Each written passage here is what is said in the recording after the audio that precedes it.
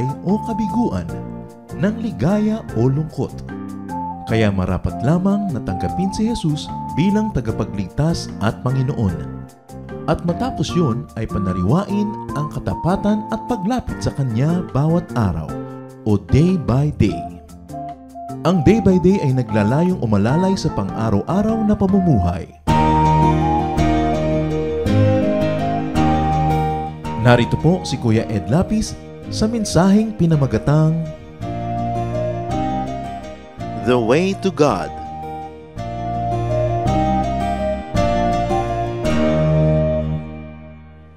The Lord is wonderful and magnificent. That's why it is important to know how to go to where the heart of the Lord is. Napakahalaga na tayo po ay makipagniig sa Panginoon at makatagpo natin siya sa lahat at sa maraming paraan. Knowing the way is all important in all journeys, very especially in our spiritual journey. Ang pag-aaral po natin ngayon, pinamagatan natin, The Way to God. Ang daan patungo sa ating Diyos. John 3 verses 1 to 3. Now there was a man of the Pharisees named Nicodemus, a member of the Jewish ruling council. He came to Jesus at night and said, Rabbi, we know you are a teacher who has come from God, for no one could perform the miraculous signs that you are doing if God were not with him. In reply, Jesus declared, I tell you the truth, no one can see the kingdom of God unless he is born again. And may the Lord bless us through the reading of this very wonderful passage.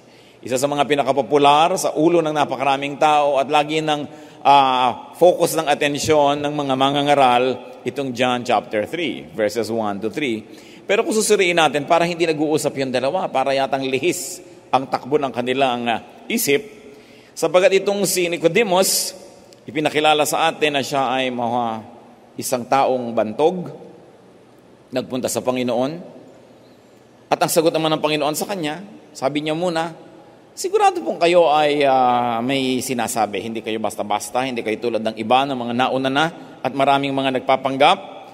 Kakaiba kayo, alam namin kayo galing sa Diyos sapagkat walang makagagawa ng pagtuturo na may kasabayan ng mga himala. At sabi naman bigla ng Panginoon, sa totoo lang, sabi niya, I tell you the truth.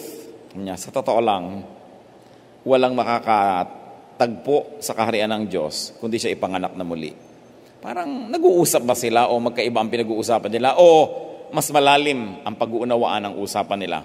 Let's take a look at the seeker who was Nicodemus. He was named, therefore he was really a very special person. He was renowned and prominent, learned and wealthy. These are the qualities that would usually accompany somebody who is a member of the Jewish ruling council. Para masabing kayo ay miyembro nitong very exclusive group na ito, dapat kayo edukado, kilala, may pinanggalingang lahi, at angkan na tinitingala, kadalasan ay mga mayayaman din. Sapagkat lalo nung unang panahon, yung lahat na yan ay magkakasama. Hindi katulad ngayon, yung mga scholarship, kahit ka mahirap, pwede kang maging makapag-aral. O kaya ay nagtrabaho ka, nakapag part-time job, nakapag-aral ka. Pero nung araw, yung mga mayayaman lang nakaka-afford niyang mga pag-aaral na yan, because 99% of the people were busy trying to survive. So for you to be a member of the ruling council, you have all what it takes. Therefore, you are a part of the ruling elite. But in spite of the very good credentials he had, sa kabila ng maraming bagay na ating maring isipin na tinatamasa niya sa buhay, meron pa rin siyang pangangailangan dahil nagpunta siya kay Jesus. Hindi madali para sa isang member of the ruling council na magpunta kay Jesus na taga Nazareth, sapagkat nung panahon na yon, si Jesus ay kolorum, outsider, kulto ang tingin sa kanya. Ngayon na lang si Jesus natin tinitingala at kinikilala at ang Kristyanidad ang biggest religion on earth, but at the time, it was not fashionable to be associated with Jesus of Nazareth, who never went to a big university, he never traveled far from his hometown. He never came from a known family. In fact, there was a great and big question about his paternity dahil si Maria na nagluwal sa kanya ay nawala sa kanilang barangay at nung bumalik ay nagdadalang tao na pati ang kanyang kasintahan na si Joseph ay ayaw maniwala at ayaw na sana siyang pakasalan kundi pa kinausap ng anghel ng Diyos sa pamamagitan ng panaginip. So there was this question about saan ba galing ang taong ito, sino ba ang tunay niyang ama, the question of legitimacy. So hindi fashionable. And Jesus was surrounded by people who never went to the big university, people whose names never dripped with money or sugar or wealth, mga ordinaryo, mga manggagawa, mga masa. Kaya hindi madali para sa isang high society man like Nicodemus, who was part of the official religious system, to go to Jesus. But he went nevertheless, because obviously there was a need. And what was the need? God's rule. Siya ay ruler, alam niya ang rule ng Sanhedrin, ng templo ng Israel, alam niya ang rule ng Roma, alam niya ang rule ng mga hari ng Israel, ng mga kanugdugbayan, subalit may hinahanap pa siya. Kaya sa kabila ng lahat na parang nasa kanya na ang lahat-lahat, pumunta pa siya kay Jesus. Why would he go to Jesus? Perhaps, and very probably, because of unmet needs. May mga kailangang hindi natatamo. There was a longing for more. In fact, probably he did not know it, but there was a longing for the kingdom of God. And why do we presume? Because John 3:3 says, in reply, Jesus declared, I tell you the truth, no one can see the kingdom of God unless he is born again. So nagpapasikot-sikot pa ng kwento itong si Nicodemus, which was very traditional among Oriental people, na hindi masyadong dumiretso sa kanyang pakay, pero pinadali na ng Panginoon. Sabi niya, sige, yung sinasabi mong yan ay patungo lang sa isang bagay, pero puntahan na natin ang pakay mo, walang makakatagpo ng kaharian ng Diyos, kundi siya ipanganak na muli. So ang hinahanap ni Nicodemus was the kingdom of God. Kasi yun ang isinagot ni Jesus sa kanyang pagparoon. And this was a kingdom of God beyond religion, beyond religious activity, and even beyond religious titles, because he had them all. He had religion, he had religious activity, and more than that, he had a religious title. What was the answer to his need? The kingdom of God. Now, this can have many meanings, and there can be many teachings about the kingdom of God. Ang iniisip kasi ng marami agad, pag napag-uusapan yung kingdom of God, yung may mga ulap-ulap, may mga poste na parang Greek architecture, may mga anghel na walang katawan na tapos tutug-tug-tug ng mga harpya at kung ano-ano pa. Yun ang kingdom of God, no? Na darating, bumababa ang mga ulap, may mga trompeta. Luke 17:20-21, once having been asked by the Pharisees when the kingdom of God would come, Jesus replied, the kingdom of God does not come with your careful observation, nor will people say, here it is, or there it is, because the kingdom of God is within you. Malalim na usapan to, mga kapatid. Noon pa man, tulad ngayon, pinagtatalo-talunan ng maraming relihiyoso kung kailan darating yung kaharian ng Diyos. May naglalagay ng petsa, may nagtatakda ng araw, may naghahanda, mga pagkain, mga kandila, flashlight, etc., etc., depending on the technology of the time.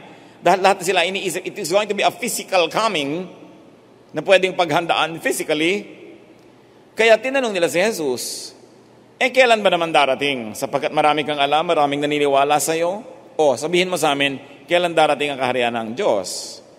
At sabi ni Jesus, hindi naman darating yan na parang parada na pwedeng bantayan kung kailan at pwedeng sabihin kung kailan mangyayari. Hindi ganyan ang pagdating ng kaharian ng Diyos, sabi niya.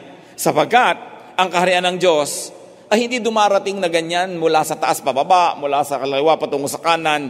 Sabi niya, ang kaharian ng Diyos ay nasa inyong mga puso. Ang tunay na paghahari ng Diyos ay nasa kalooban ng tao. So the kingdom of God, or this kingdom of God that Jesus was talking about, is not an event.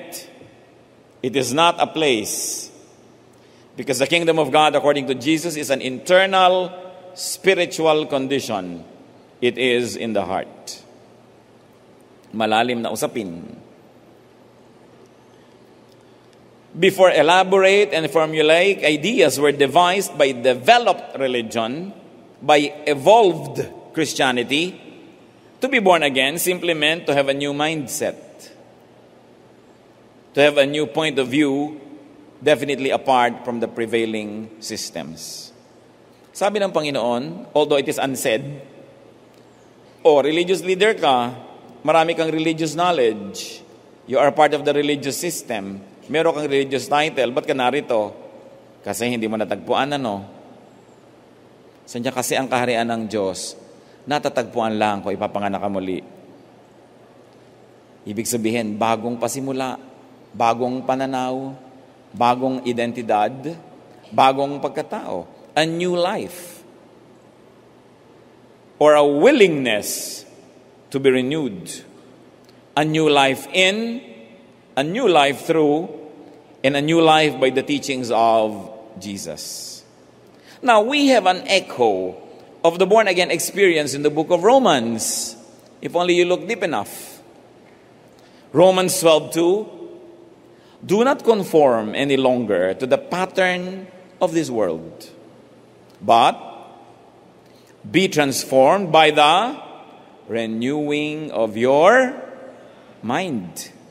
Then, when you renew your mind, you will be able to test and approve what God's will is.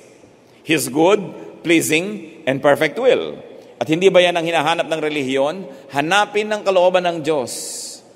Hanapin ng kanyang kagustuhan at din ito, at nang sa ganon, ang lahat ng mabuti niyang layunin sa langit ay mangyari sa lupa. Ang lahat ng kanyang magandang layunin doon sa kabilang daigdig na espiritu ay matupad maging dito sa daigdig na physical. Sabi niyan, pero para mangyari yan, kailangan na magkaroon ng pagbabagong loob, pagbabago ng isip. Kung itatranslate natin sa Tagalog, ang born again, ang pinakamahusay sa aking abang tingin na translation ay hindi yung kailangan ka ipanganak na muli, kundi kailangan kang magbagong loob. Sabi ng iba, kailangan kang maghunos dili. Alam niyo, naghuhunos, nagpapalit. Kaya naghunos ng balat ang ahas, nagpalit ng balat. Dili, of course, is thinking, values, the way you think. Maghuhunos dili ka, magbabagong loob, magpapalit ng paraan ng pag-iisip. Gleaned from Romans, the kingdom of God can mean God's will. That the kingdom of God is God's good, pleasing, and perfect will realized in a person's life. Paghahari ng Diyos sa puso ng tao. Kasi pag sinabing kaharian, maaari nga na isang talinghaga, hindi naman ibig sabihin may mga ministro, mayroong organisasyon, kundi paghahari. Kasi ang main idea ng kaharian ay may hari.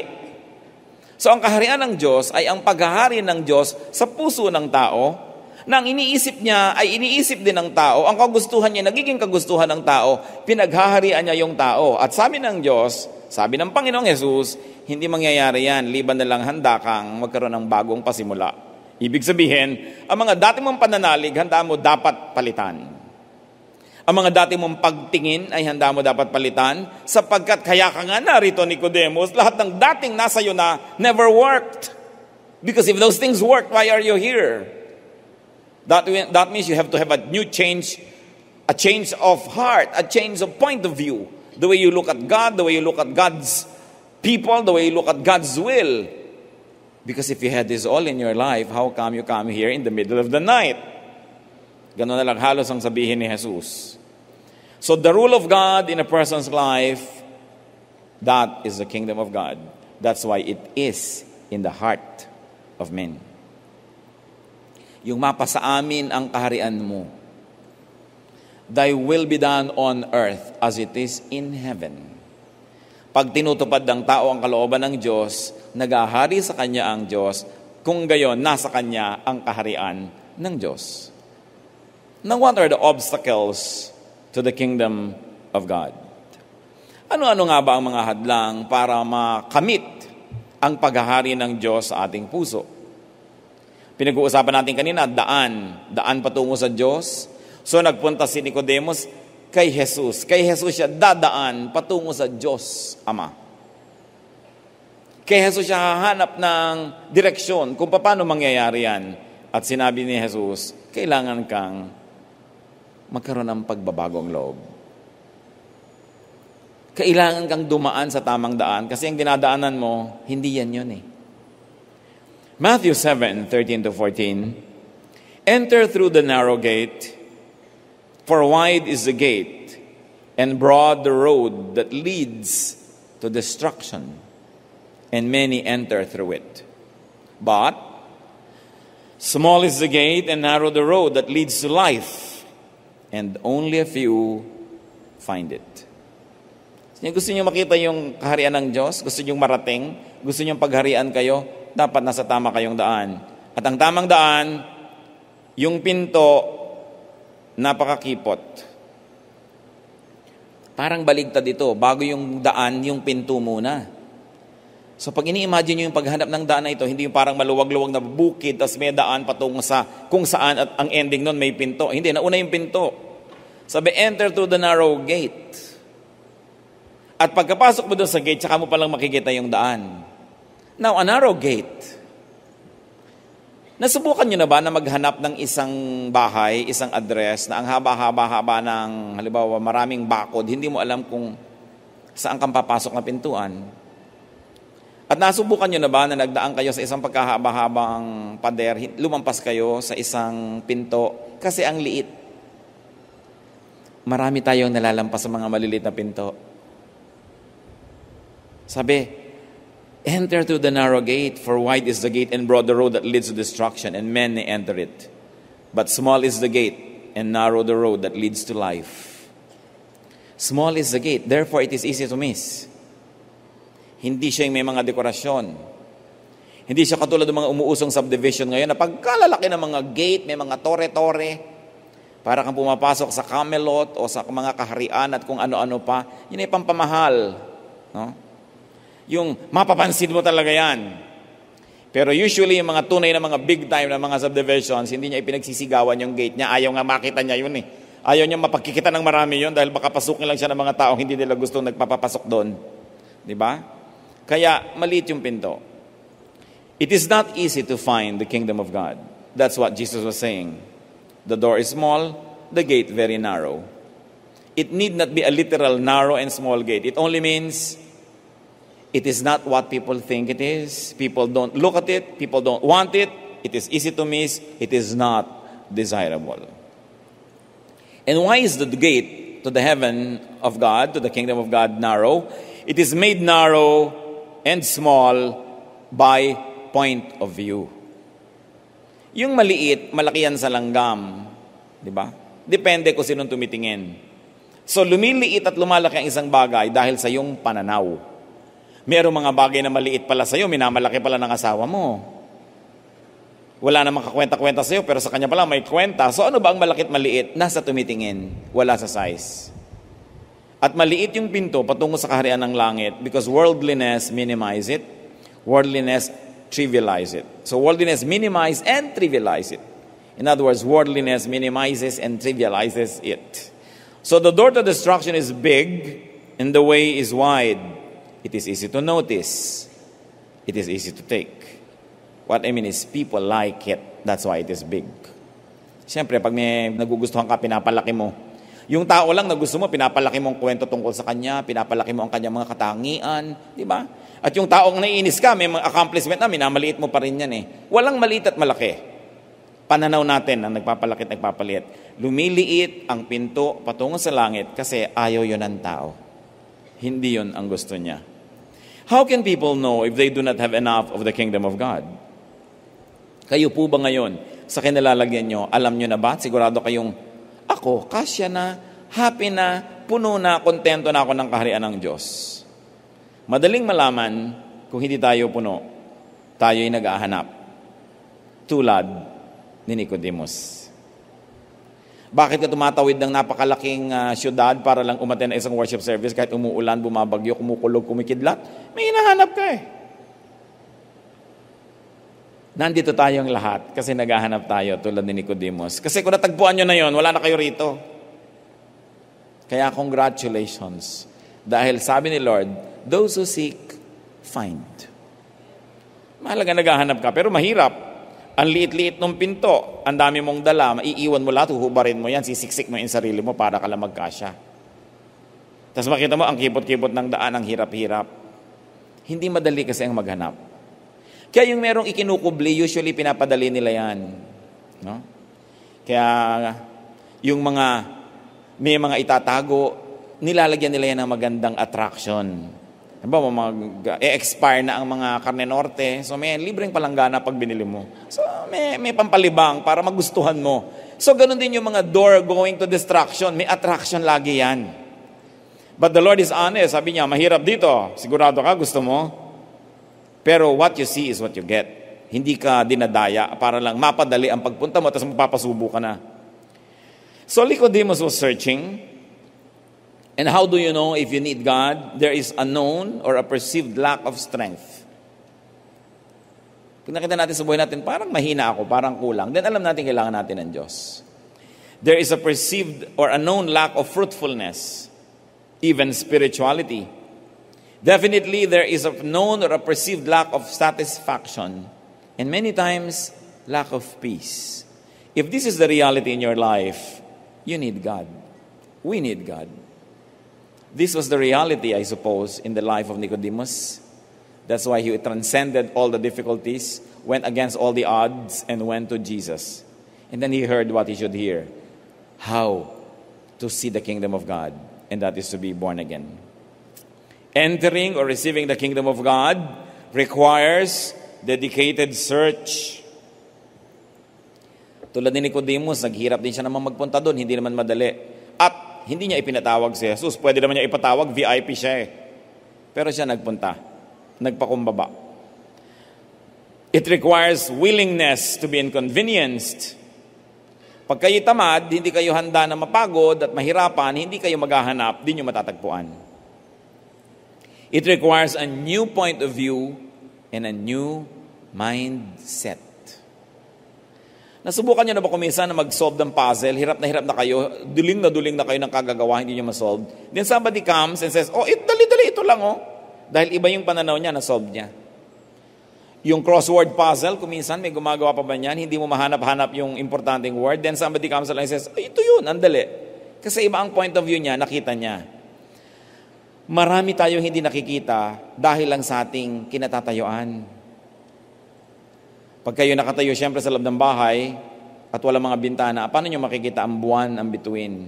Pero kaprasong difference lang, umakyat kayo sa bubong nyo, kita nyo na. Point of view. At sabi ni Lord, hindi mo makikita ang kaharian ng Diyos kung hindi ka magpapalit ng pananaw. Kung mayabang ka, hindi mo pinapalitan yan, wala ka makikita.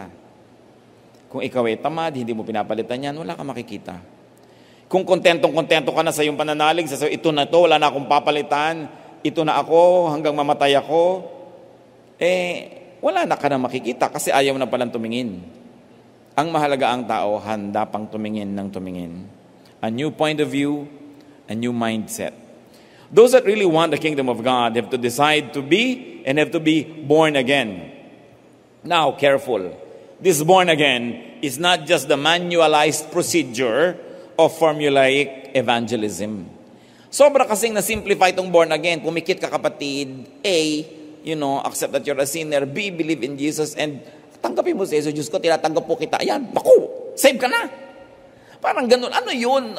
Formula, parang darna. Buong, naging darna ako dahil sinabi ko yung magic word. Kaya yung iba tuloy, nagkakaroon sila ng disappointment. Bakit na born again ako, na-saved na ako, at ito pa rin ako, ang kasalanan ko, ito pa rin, ang weakness ko, ito pa rin, wala pa rin akong peace, wala pa rin akong... hindi ka naman talaga na born again, sinunod mo lang yung formulang A, B, C.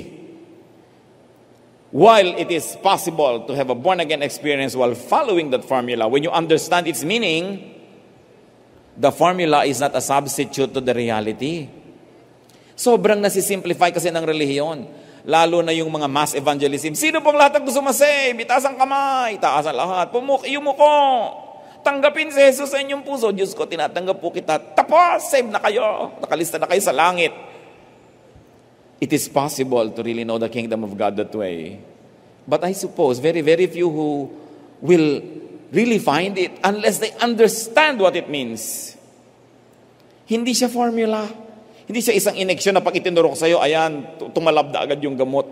Kailangan na uunawaan. Because to be born again is to be willing. It is a decision to be reinvented.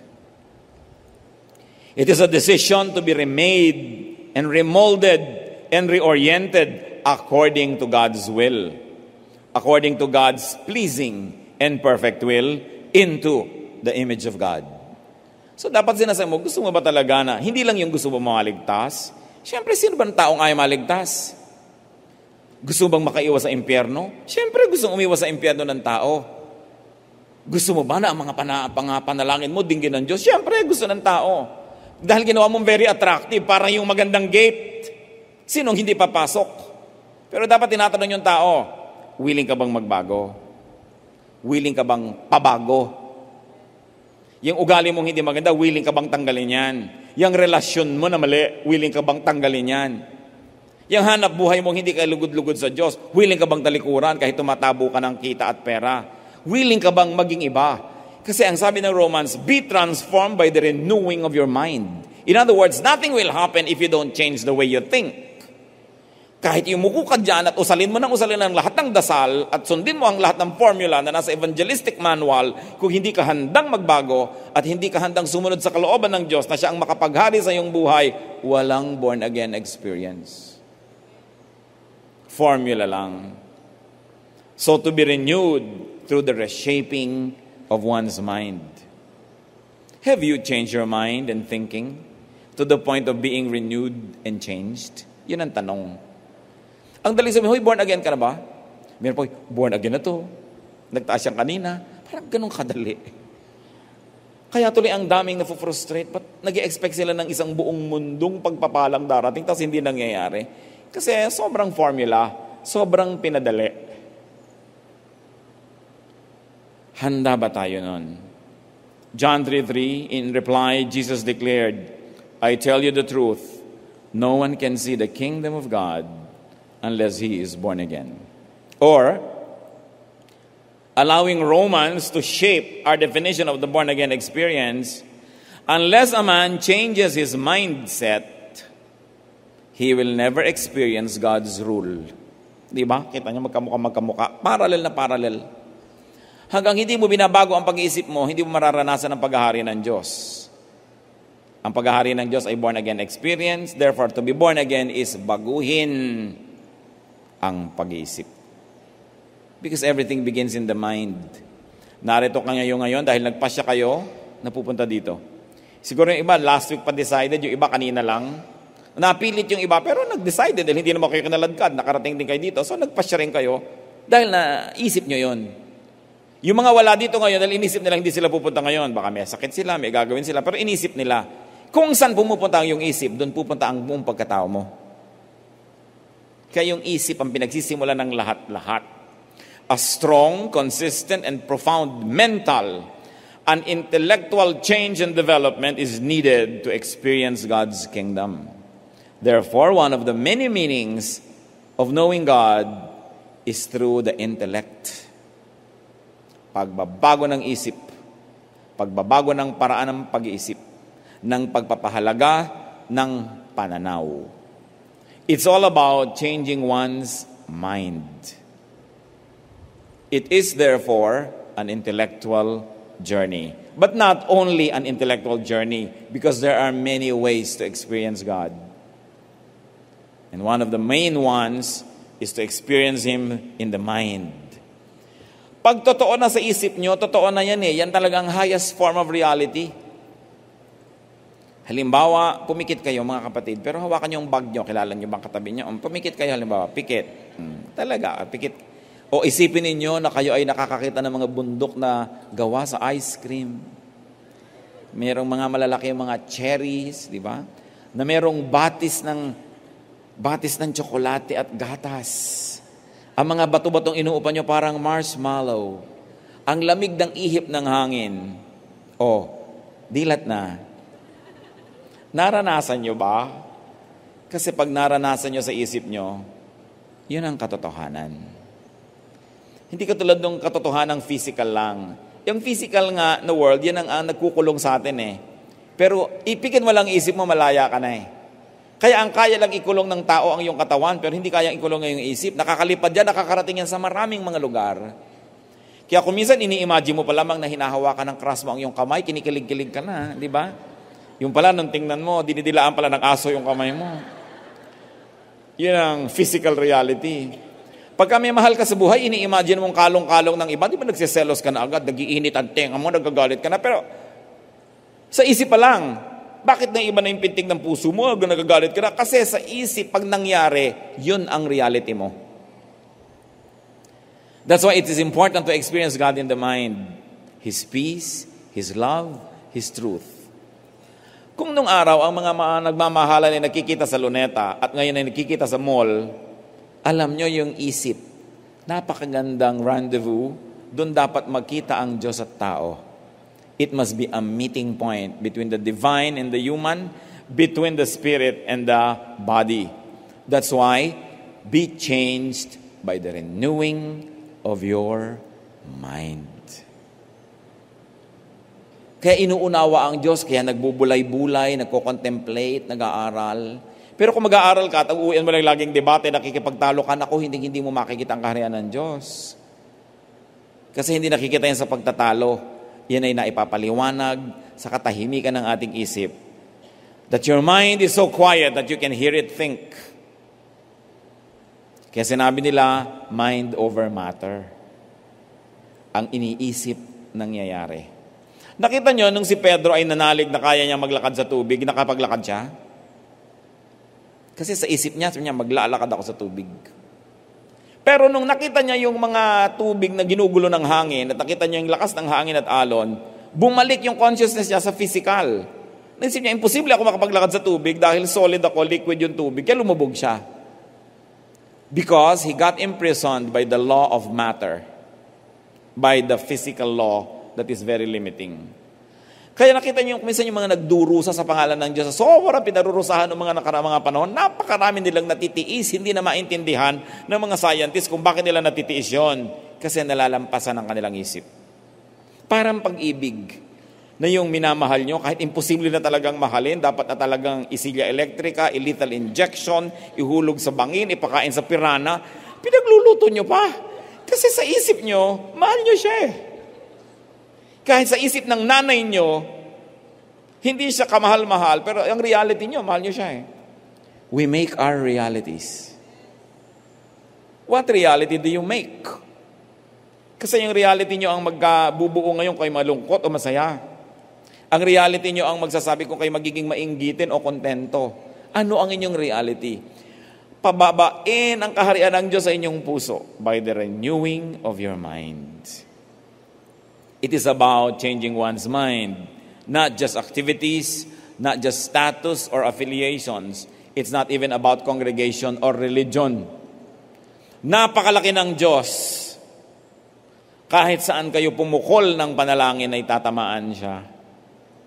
Kaya mga formula prayer, sobrang pinapasimple kasi ng relihiyon. Na oversimplify, nawawala yung hiwaga at misteryo. Sa laki ng Diyos, hindi pwedeng hindi nyo siya tamaan. Ano mang dasal ang gawin nyo. Sa laki ng Diyos din, hindi siya pwedeng magkasya sa isang relihiyon lamang. At sabihin ng relihiyon na ito, kami lang nakakakilala sa Diyos, kami lang ang tama, kami lang ang mabuti, dahil hindi pwedeng pagkasyahin ang kadakilaan ng Diyos sa isang relihiyon lang. Napakalaki ng Diyos, kaya dapat tayo secure talaga kahit saan ka pumunta, alam mo naroon ng Diyos. At walang lalim na pwede kang lusungin na hindi ka naaabot ng Diyos. Walang kahinaan na hindi pwedeng palakasin ng Diyos. Walang tanong na hindi niya pwedeng sagutin. Pero ang tanong ay, hinahanap ba natin ang kaharian niya? Talaga nga bang mga born again na tayo o born again lang sa Turing, born again lang sa manual at born again lang sa, sa technique? It's a technical thing. But a change of one's mind. Lahat makakapansin yan pag meron kayong change of mind. Pero hindi yung change of mind na naging judgmental, naging self-righteous, at yun na lang kongregasyon nyo ang tama at lahat malin at demonic na at kulto na lahat ng tao at kayo lang ang may pakpakat lilipad-lipad na anghel. Yan ay pagpapakitid ng isip na nakakalungkot, relihiyon pa nagpapairal. Kaya maaaring relihiyon na maglayo sa tao sa Diyos. Sa halip na ito yung maglapit. Kaya mahalagang sinusuri natin, ano nga ba talaga ang tama?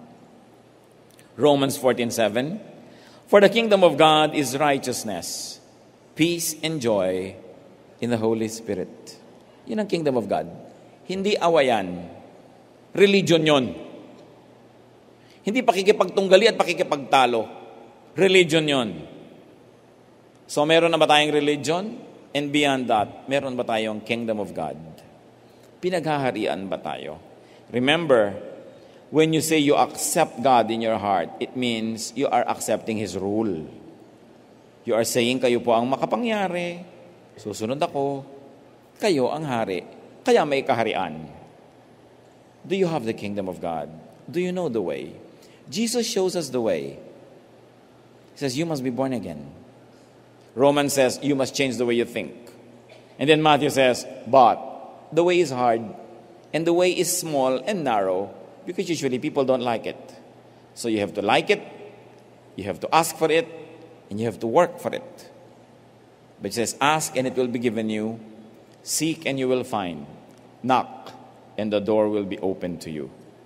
Heavenly Father, we ask that you enlighten us. Turuan niyo po kami, Lord, ng mga malalalim na bagay ng pananampalataya.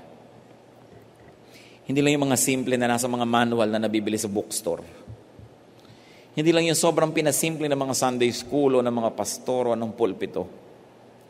Well, we appreciate, O Lord, what the simplified procedures can bring to us and what benefits we can earn from them.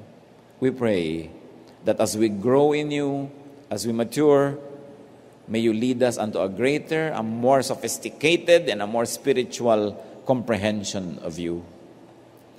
Gumraduate kami nawa, Panginoon, sa mga basics, sa mga pang-grade 1 na pang-unawa.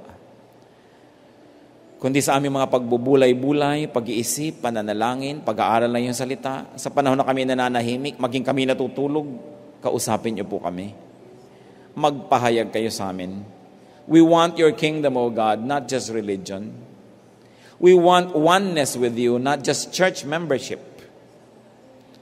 We like you to rule in our hearts so that your pleasing, good, and perfect will be realized here, now, not in the next life, but now.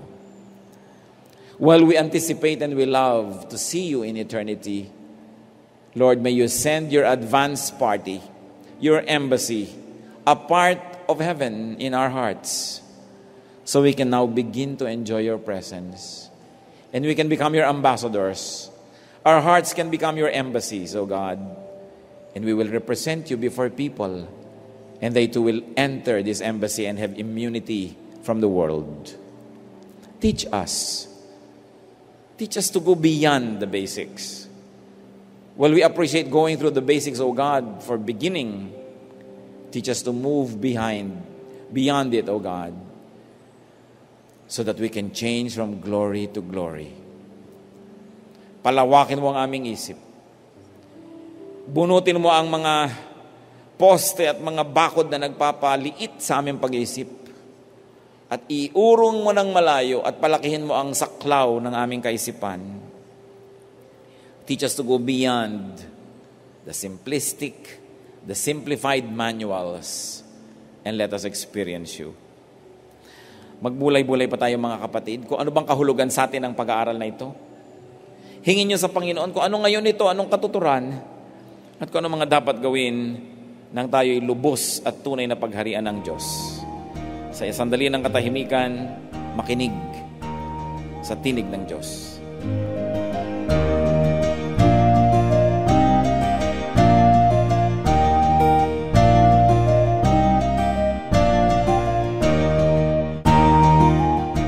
Ang katatapos pong mensahe ni Kuya Ed Lapiz ay pinamagatang The Way to God.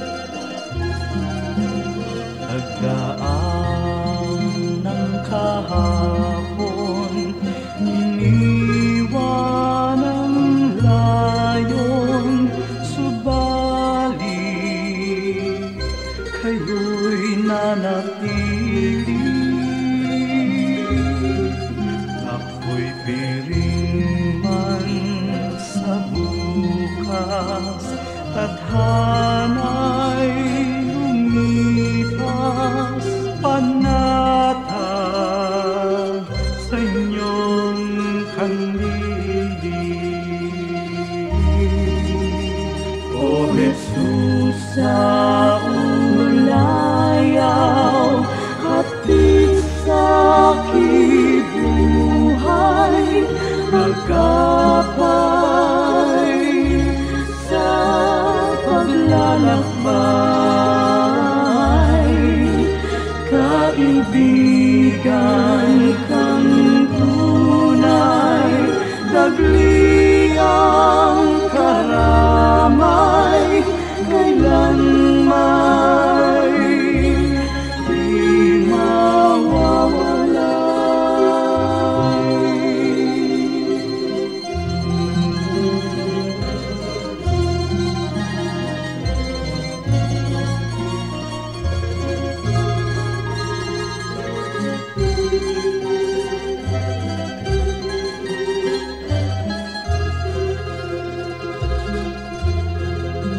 sa tamis ng iyong hiya, masakit at hirap, sadyang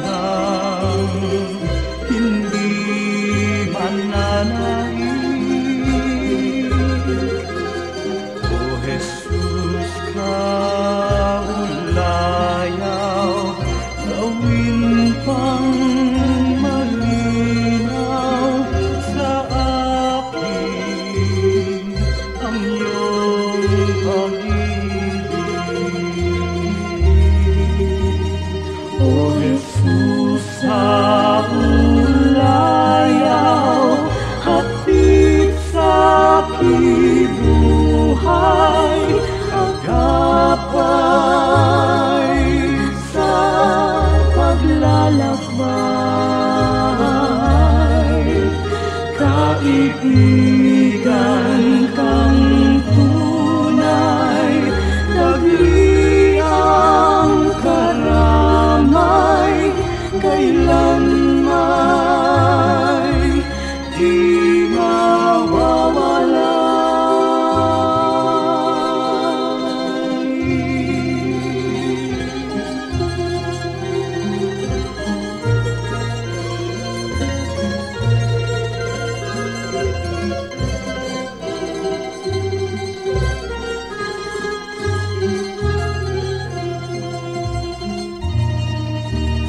O Jesus, sa ulayaw, hatid sa kibuhay, sa tuwina'y lunas ka sa aking lumbay, sa pag-ibig niyong alay, nasakdal dalisay ang puso ko'y humihimlay.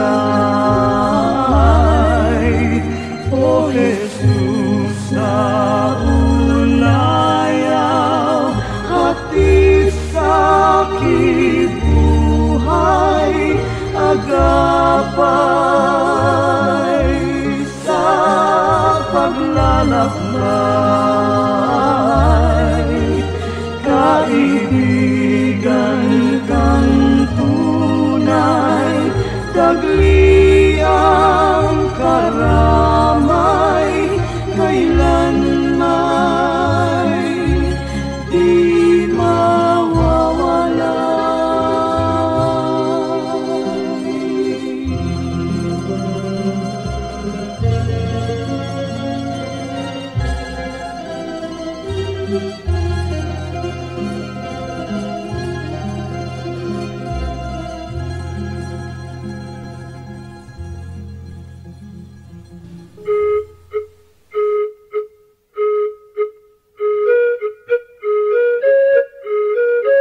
Dumako po tayo sa mga hiyas ng bayan, mga bagay po na maaari nating kilalanin, pag-aralan, ipagmalaki bilang mga Pilipino, hindi naman para magyabang, kundi para magkaroon po tayo ng mahalagang pagtingin sa ating mga ninuno, sa ating nakaraan at sa ating sarili. Sabi nga po, ang hindi lumingon sa pinanggalingan ay hindi nakararating sa paroroonan. Kaya mahalaga rin naman na atin pong pagbulay-bulayan, pag-aralan, yung mga karunungan ng ating bayan. At ngayon po ang ating hiyas na itatampok ay isang kasabihan. Bakit po hiyas ang kasabihan? Sapagkat bago naman tayo makagawa ng isang kasabihan, kailangan ng napakahabang panahon, ng pag-aaral, ng pagmamatyag, at ng isang sensitibong puso sa mga katotohanan sa daloy ng buhay. Bawat isang kasabihan po ay maaaring isa o maraming buhay na nagtulong-tulong, nagsama-sama upang makita ang mga batas ng buhay, ang mga daloy ng mga katotohanan. Kaya nga po ang isa nating pagbubulay-bulayan ngayon na kasabihan ng ating bayan na hinango po sa koleksyon ng UP Cultural Dictionary for Filipinos ni Thelma Quintanar at mga kasama. Sabi po ng kasabihang ito, ang bayaning masugatan, nag-iibayo ang tapang. Tama nga naman po. At ito po, kung ibabase natin doon sa kanyang pangunahing kahulugan, yun pong literal, ay totoo naman. Sa mga larangan ng digmaan, yung mga bayani, habang nasusugatan, habang tinatamaan at nagdurugo o kaya po ay lumilipad ang mga punglo sa paligid, ay lalong tumatapang. Yun po yung mga bayani, siyempre may mga duwag na pag nasugatan, umaatras naman. Pero ang mga bayani, pag nasusugatan, nag-iibayo pa ang tapang. Subalit higit po dito sa pangunahing kahulugan nito na yung literal, ay meron pa pong malalim na kahulugan siyempre ang hiyas ng bayan na kasabihan na ito. Na ang taong talagang matining ang loob, ang taong talagang mahusay ang kalooban, ang tao na talagang magiting ang kanya pong pagkatao, habang siya po ay hinahamon ng mga nakapaligiran, habang siya po ay pinipilit na ikulong, ay lalo naman siyang nagpipilit na makalaya. Habang siya ay minamaliit, ay lalo naman niyang pinapatunayan ang kanyang kadakilaan. At habang siya po ay pinahihirapan sa kanya pong pagtatangkang makamit ang kanyang minimithi, ay lalo naman po siyang nagsusumigsa at lalo naman siyang nagsisikap na malampasan ang mga hadlang na ibinibigay sa kanya. Yan po ang tunay na kabayanihan. Hindi madaling matakot, hindi madaling umatras, hindi ningas kugon, hindi madaling panghinaan ng loob, at hindi madaling alisan ng damdaming marubdob upang maituloy ang mga dakilang adhikain. Yan po ang isang tunay na kabayanihan. Hindi madaling pigilin ng mga kalungkutan, hindi madaling pigilin ng mga balakid o hirap. At yan po ang isang tunay na kabayanihan. Yung pong tayo ay magkaroon ng isip na kapag naidalangin na natin at nadesisyon na natin gawin na isang bagay, hindi tayo madaling hadlangan. Habang nagkakaroon ng hadlang, lalong tumitibay ang ating determinasyon na ito'y malampasan. Habang tayo nasusugatan, lalo tayong tumatapang. Yan po ang isang magandang kaugalian ng ating bayan na dapat nating alalahanin. Hindi po yung ningas kugon na sabi ng mga banyaga tungkol sa atin, kundi yung kasabihang ito, ang bayaning masugatan, nag-iibayo ang tapang.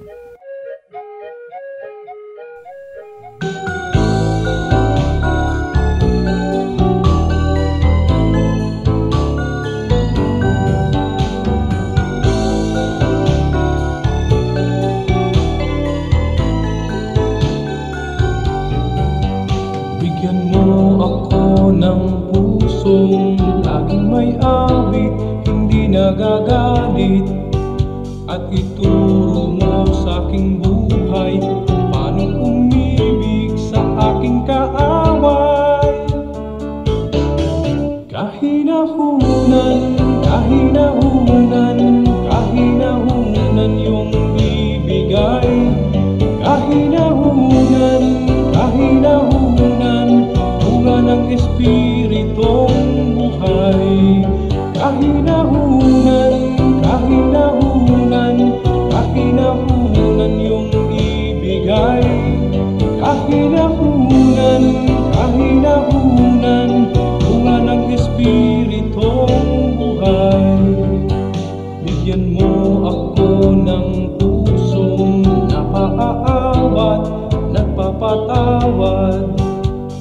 hindi ako mapaaway, hinahon ng puso'y aking kaagapay. Kahinahunan, kahinahunan, kahinahunan yung ibigay. Kahinahunan, kahinahunan, bunga ng Espiritong buhay. Kahinahunan, kahinahunan, kahinahunan yung ibigay. Kahinahunan, kahinahunan, bunga ng Espiritong buhay.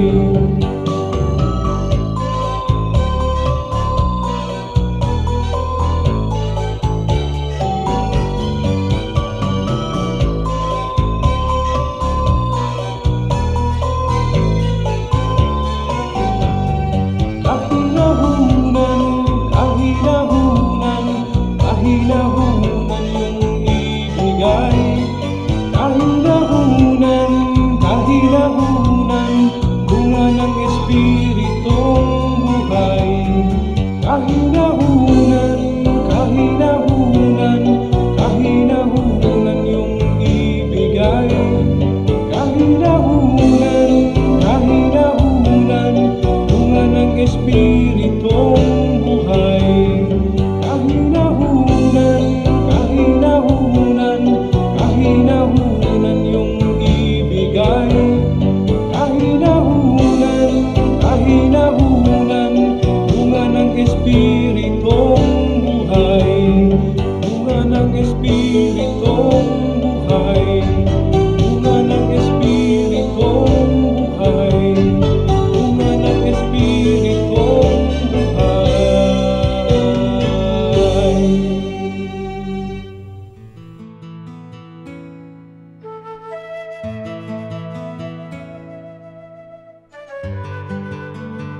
Bakit halos lahat ng bahay may malalaking kutsara at tinidor na dekorasyon? Dapat din nating isipin na pati ang concept ng kutsara, sinauna yan, hindi yan foreign.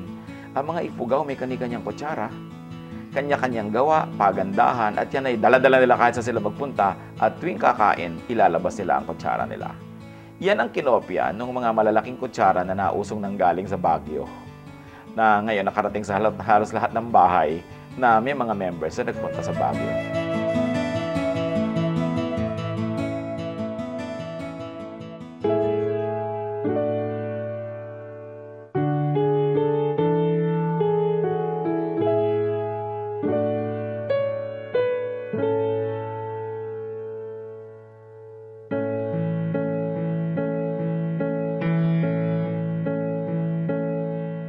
Kung aking marinig, banayad mong tinig, paligid may dilim, sa pag-asa'y hitik.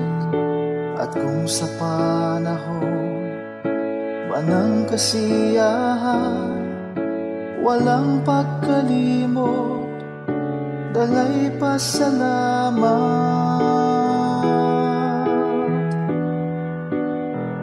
Alay ko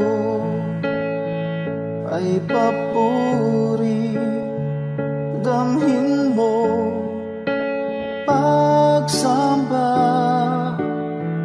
ang pag-ibig mo sa'kin walang hanggan.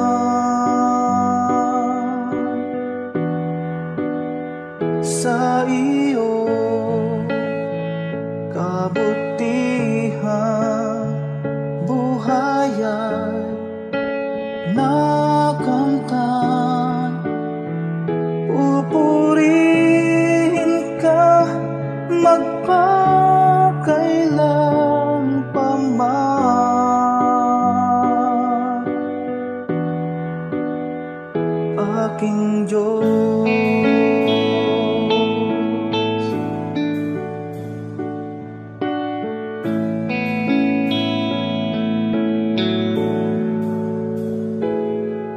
At kung magkaminsan di ka maramdaman, sa puso ko'y tiyak ika'y naririyan.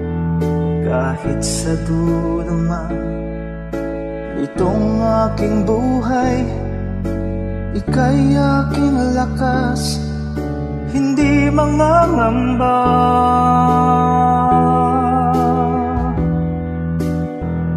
Alay ko ay papuri, damhin mo pagsamba,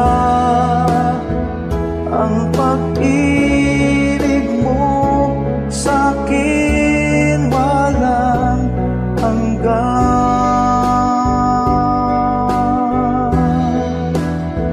Sa iyo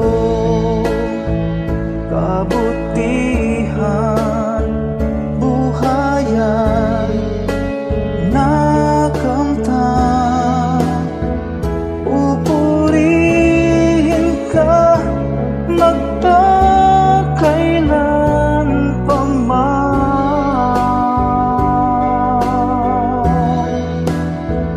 aking Diyos.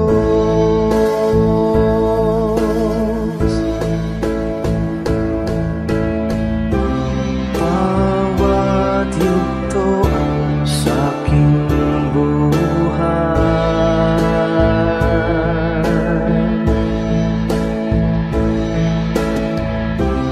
laging laan iyong gabay.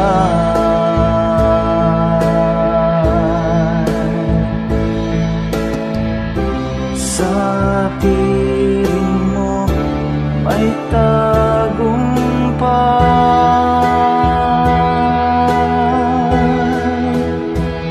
Alay ko ay papuri, damhin mo pagsamba, ang pag-ibig mo sa'kin walang hanggan.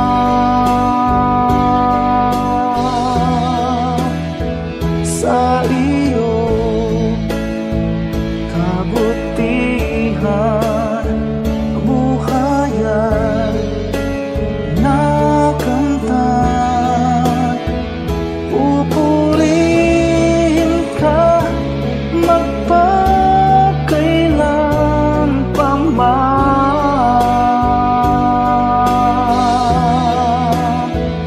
Alay ko ay papuri, damhin mo pagsamba, ang pag-ibig mo sa'kin walang hanggan.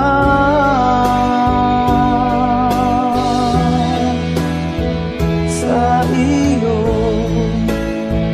kabutihan, buhayan, nakamtan,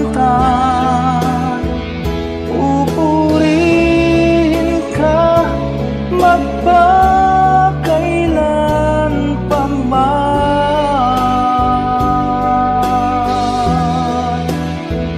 aking Diyos,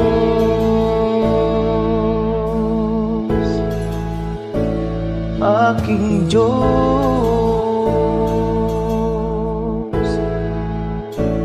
aking Diyos.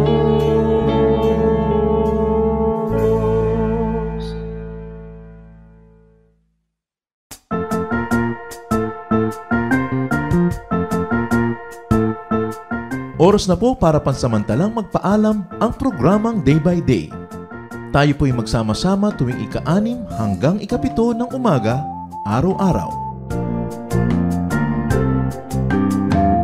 Magandang umaga po at mabuhay ang Panginoong Hesus!